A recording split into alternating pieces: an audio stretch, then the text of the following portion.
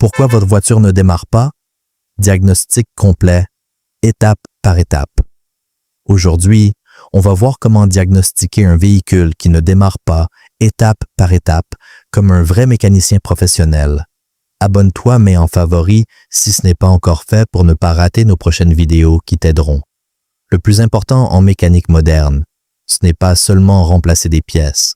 Le vrai niveau, c'est comprendre la panne. Parce que beaucoup de personnes changent d'IMM la batterie, le démarreur, les injecteurs, parfois même le calculateur, et le véhicule refuse toujours de démarrer. Dans cette vidéo, vous allez apprendre une méthode logique utilisée par les professionnels. Un moteur thermique a besoin de 4 éléments essentiels pour démarrer: carburant, air, étincelle, plus compression. Si un seul de ces éléments manque, le moteur ne démarre pas. Première étape, observez exactement ce que fait le véhicule quand vous tournez la clé. 1. Aucun bruit au démarrage. Si vous tournez la clé et qu'il ne se passe absolument rien, alors le problème est souvent électrique. Les causes possibles: batterie déchargée, cosse oxydée, fusible principal grillé, mauvais contact de masse démarreur défectueux. Commencez toujours par vérifier la batterie. Une batterie normale doit avoir environ 12,6 volts. Si les phares sont faibles ou le tableau de bord s'éteint, la batterie est probablement déchargée. Ensuite, regardez les bornes de batterie. Très souvent, un simple dépôt blanc ou vert sur les cosses empêche le courant de passer correctement. Nettoyez les bornes et resserrez-les. Maintenant, si vous entendez seulement un clic, cela peut venir du démarreur du relais ou d'une batterie trop faible. 2. Le démarreur tourne, mais le moteur ne démarre pas. Ici, le moteur se lance, mais ne prend pas. C'est le cas le plus fréquent. Maintenant, il faut vérifier. Carburant, étincelle, compression. Commençons par le carburant. Écoutez si la pompe à carburant fonctionne. Sur beaucoup de véhicules, vous pouvez entendre un léger bruit pendant quelques secondes quand vous mettez le contact. Si la pompe ne fonctionne pas, relais défectueux, fusible grillé, pompe HS, problème électrique. Ensuite, vérifiez le filtre à carburant. Un filtre bouché peut empêcher complètement le démarrage. 3. Vérification de l'étincelle. Sur un moteur essence sans étincelle, impossible de démarrer.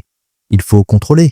Bougie bobine faisceau capteur PMH. Le capteur PMH est une panne extrêmement fréquente. Ce capteur informe le calculateur de la position du vilebrequin. Si le calculateur ne reçoit pas cette information, il bloque l'injection et parfois l'allumage. Résultat, le moteur tourne mais ne démarre jamais. 4. Vérification de l'air. Le moteur a aussi besoin d'air. Contrôlez. Filtre à air, admission des diamètres, boîtier papillon. Un moteur étouffé peut avoir énormément de mal à démarrer. 5. Vérification de la compression. La compression est souvent oubliée par les débutants. Pourtant, sans compression, le moteur ne peut pas fonctionner. Les causes possibles: segments usés, soupape endommagée, joint de culasse, distribution décalée. Si le moteur tourne anormalement vite au démarreur, cela peut être un signe de perte de compression. 6. Les problèmes électroniques modernes.